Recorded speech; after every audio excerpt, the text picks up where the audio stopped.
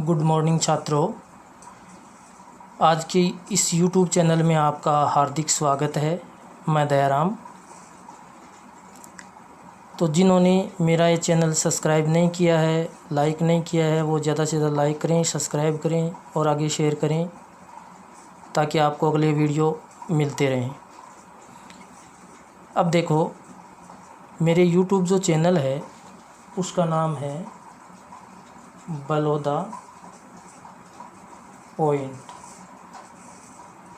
यहाँ पर आप ये डालोगे तो आ जाएगा बलौदा पॉइंट। क्या नाम है? YouTube चैनल जो है इसका नाम है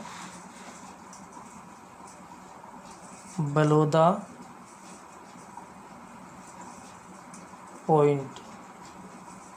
Baloda point BALODA Baloda point POINT। ठीक है, तो यहाँ पर ये लगाओगे तो आगे के वीडियो आपको मिलते रहेंगे। अब देखो, आज हम सत्व विसर्ग संधि पढ़ने जा रहे हैं। कौन सी संधि पढ़ने जा रहे हैं? सत्व विसर्ग। इससे पहले उत्व पढ़ चुके हैं, तो आज हमारी संधि है सत्व विसर्ग। सत्व विसर्ग। अब देखो, नाम से ही है, सत्व का मतलब शय आदेश हो जाएगा। ठीक है, सूत्र आता है विसर्जनीय से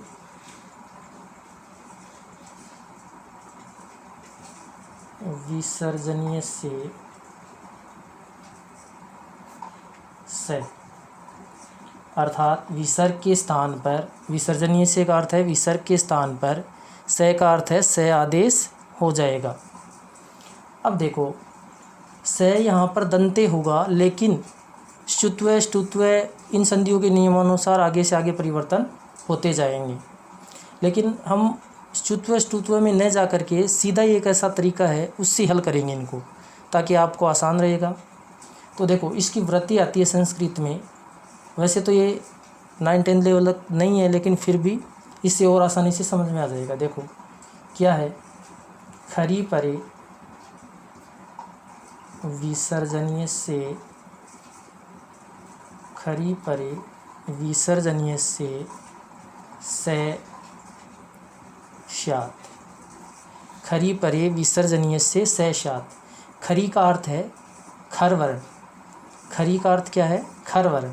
अब खर वर्ण क्या होते हैं? माहेश्वरी सूत्रों के अनुसार खर वर्ण में प्रत्येक वर्ग का पहला दूसरा वर्ण और साथ में शय शय शय, यानी तीनों जो शय हैं, दंते, मूर्धन्य और तालव्य, वो आते हैं।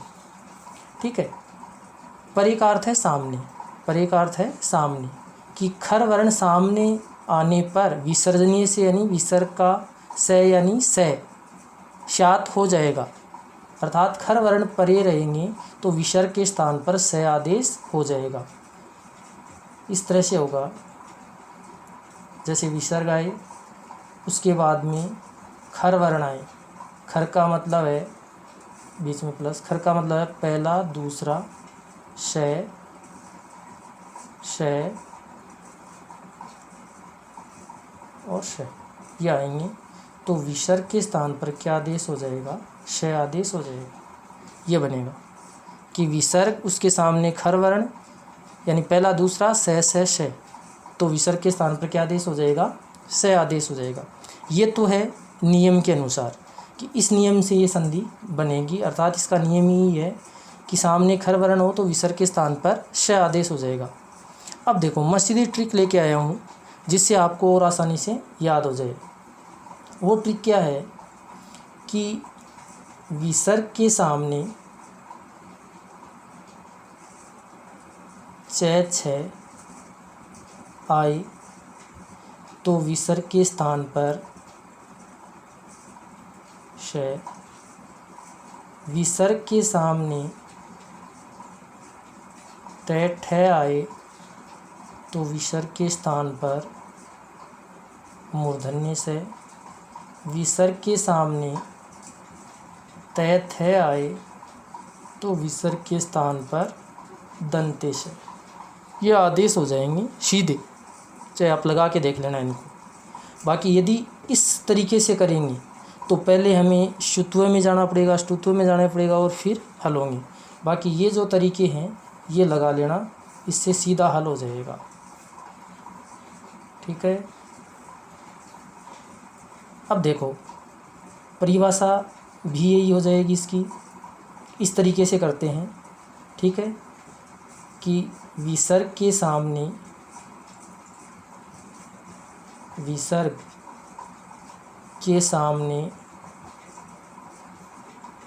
च छ आए तो दंते से, सॉरी, च छ आए से टे ठे आए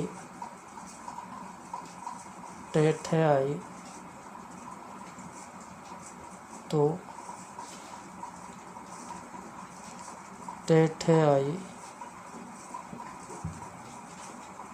टे ठे आए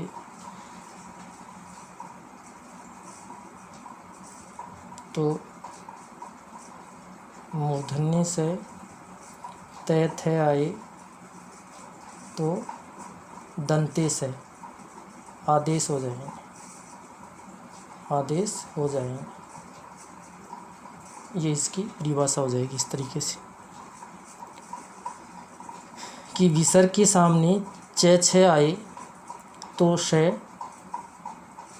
टे ठे आए तो मूर्धन्य से और ते थे आए तो दंते से। तालव्य, मूर्धन्य और दंते, ये च छ आने पर तालव्य, टे ठे आने पर मूर्धन्य और ते थे आने पर दंते से हो जाएगा। ये इसका सीधा तरीका है। अब देखो इस नियम से अमल करते हैं इसको। जैसे पहला ट्रिक लगाएं, ये पहला ट्रिक है, पहला ट्रिक लगाएं, ठीक है। तो देखो कैसे करेंगे इसको। विसर्ग है उसके सामने च छ आना चाहिए, तो देखो क है प्लस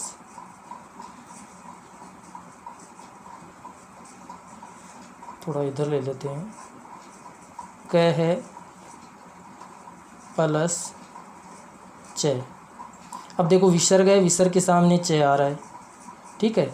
तो विसर्ग के स्थान पर क्या आदेश कर देंगे, श, क्या बन जाएगा, पहले क्या है क, आगे श और च, इनको मिलाएंगे तो क्या बन गया, कश्च।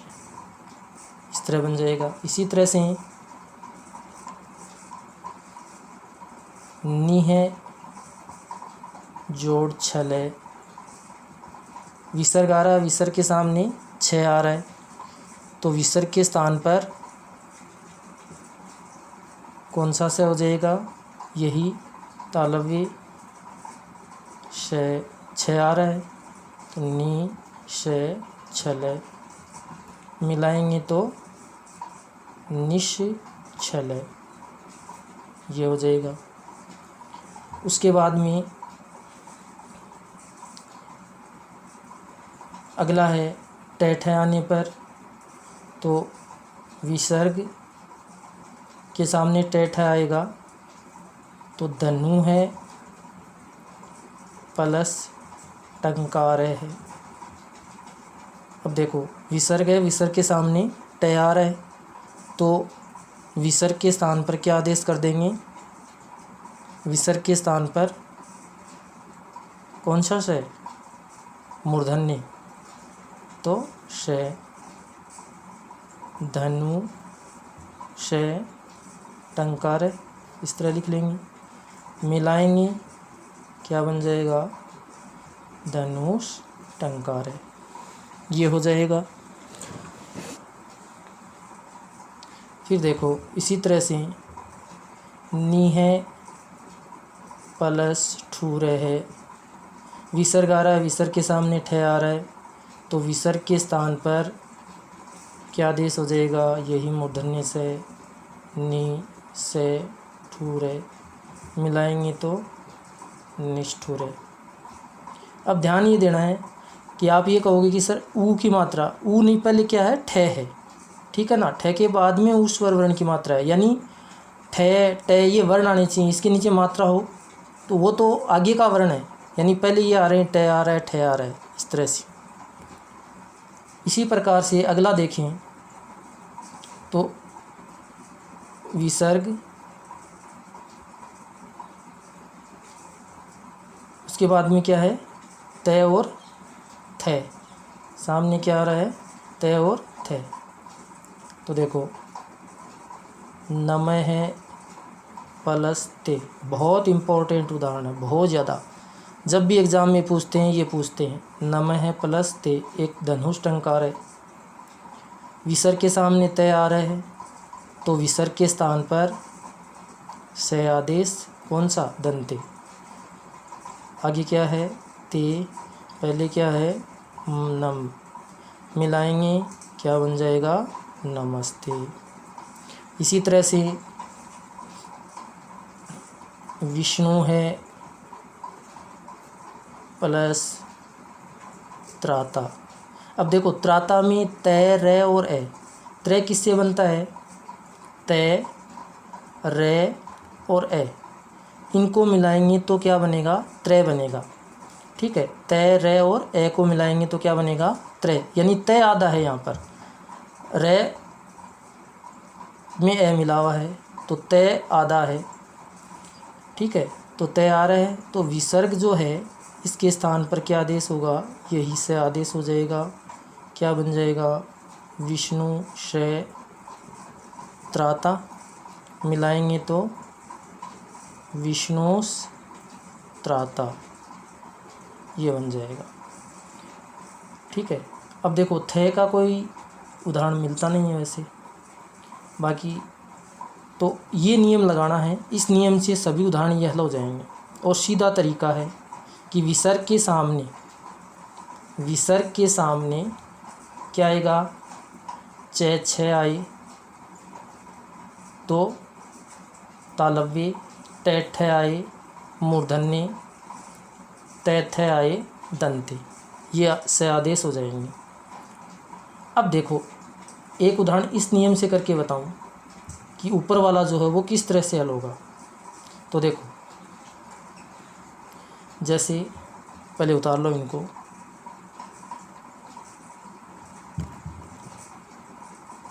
उतार लो भाई, सभी उतार लो।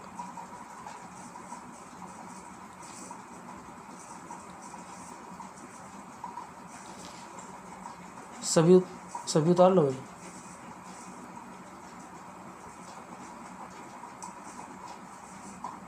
अब देखो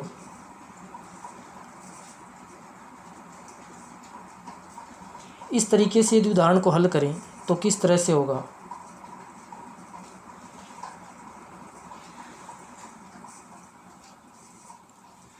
तो देखो किस तरह से उदाहरण हल होगा, ये मिटा देता हूँ मैं नीचे से मिटा दूँ ये।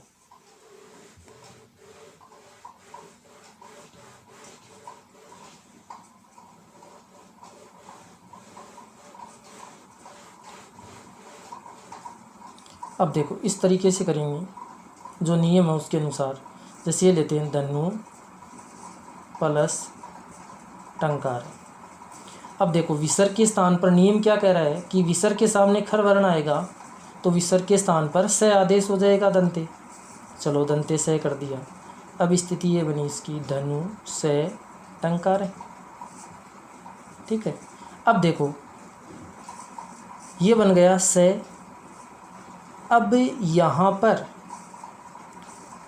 ष्टुत्व संधि का नियम लगेगा, और ष्टुत्व संधि क्या कहती है कि से अथवा तय वर्ग के सामने श अथवा टय वर्ग आए तो श के स्थान पर तो क्या आदेश हो जाएगा,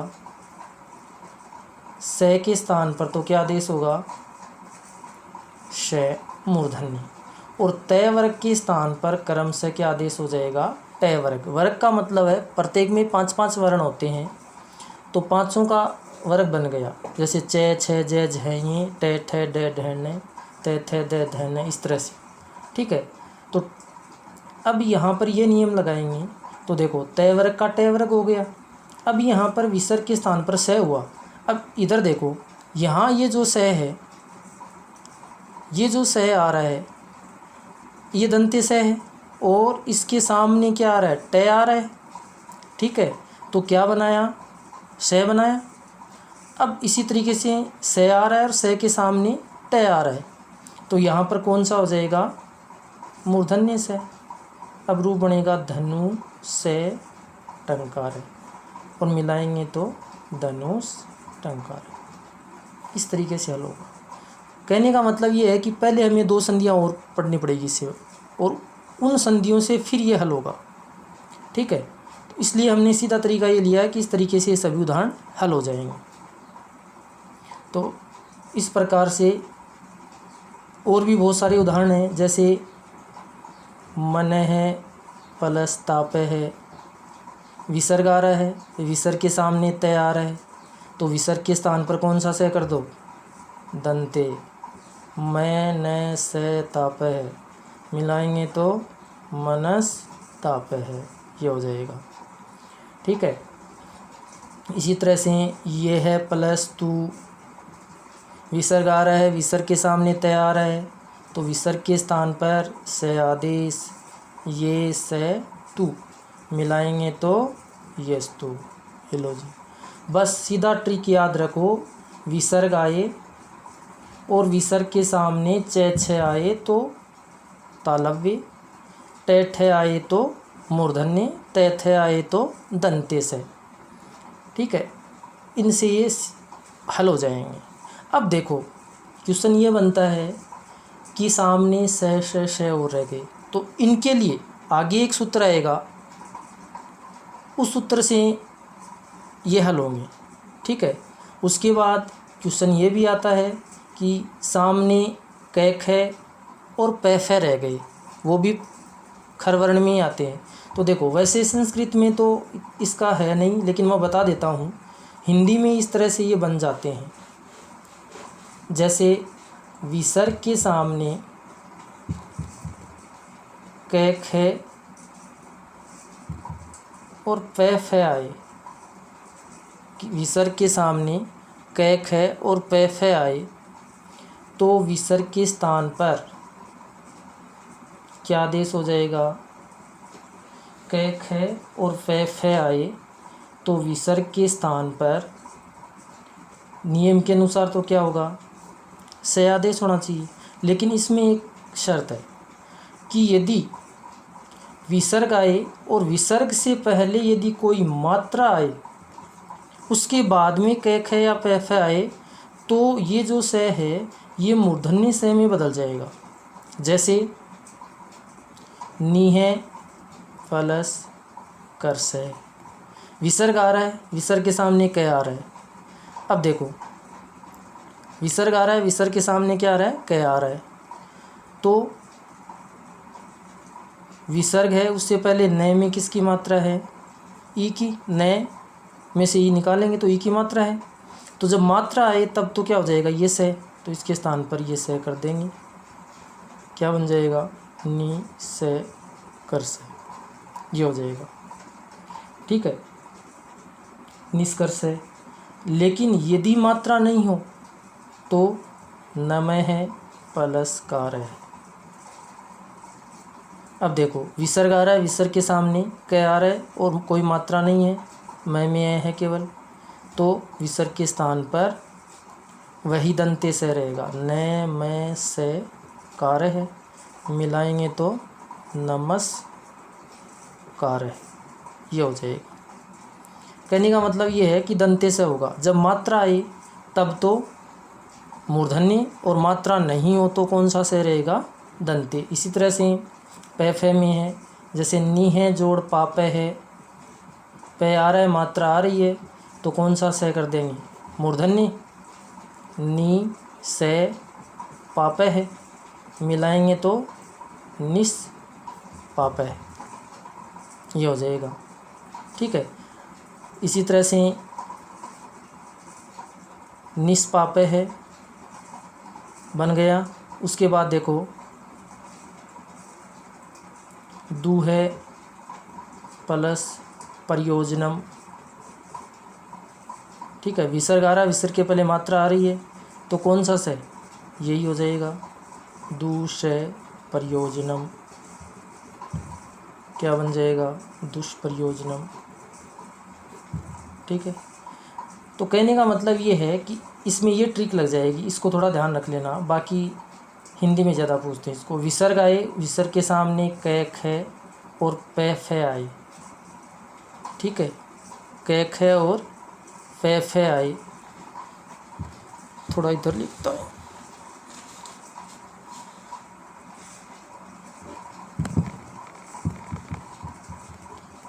विसर्ग आए, उसके बाद में कैक है,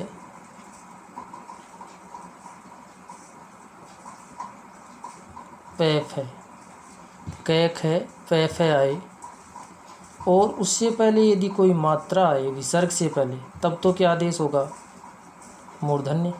ये याद रख लेना, ठीक है। और यदि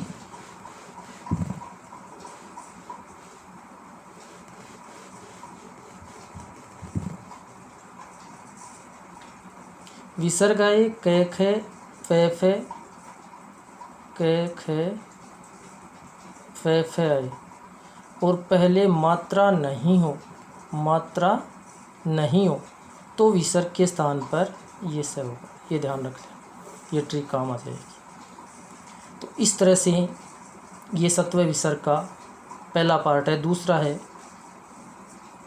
वो अगले वीडियो में पढ़ेंगे। तो दोबारा एक बार मैं रिपीट करवा देता हूँ। देखो, सत्व विसर्ग सूत्र है विसर्जनीय से स, अर्थात विसर्ग के स्थान पर स आदेश हो जाएगा। वृत्ति की बात करें तो संस्कृत में वृत्ति आती है खरी परे विसर्जनीय से स, कि खर वर्ण परे रहते विसर्ग के स्थान पर स आदेश हो जाएगा। यानी खर वर्ण परे रहते विसर्ग के स्थान पर स आदेश हो जाएगा। खर में कौन से आएंगे, प्रत्येक वर्ग का पहला, दूसरा, स, श, ये आएंगे, तो विसर्ग के स्थान पर स आदेश हो जाएगा। अब ये नियम के अनुसार है, तो इसका मैंने धनुष टंकार वाले उदाहरण में बता दिया है कि किस तरह से ये हल होगा। उसके बाद सीधी ट्रिक लगाएं, तो विसर्ग के सामने छ आए तो विसर्ग के स्थान पर स, टैठ आए तो मूर्धन्य, और तैथ आए तो दंते से आदेश हो जाएंगे। जैसे इनके उदाहरण भी बता दिए मैंने कि विसर्ग के सामने छ आएगा तो जैसे कह जोड़ च, नी है जोड़ फलम, सॉरी नी है जोड़ छल, इस तरह से धनु है जोड़ टंकार है, नी है जोड़ ठूर है, तो ये सभी उदाहरण इसी प्रकार से हल हो जाएंगे। तो शायद सबके समझ में आ गई होगी। एक बार इसको ध्यान से लास्ट अंत तक देखना इस वीडियो को, और फिर बताना कि कैसा लगा कमेंट में, और ज़्यादा से ज़्यादा शेयर करना, सब्सक्राइब करना। धन्यवाद।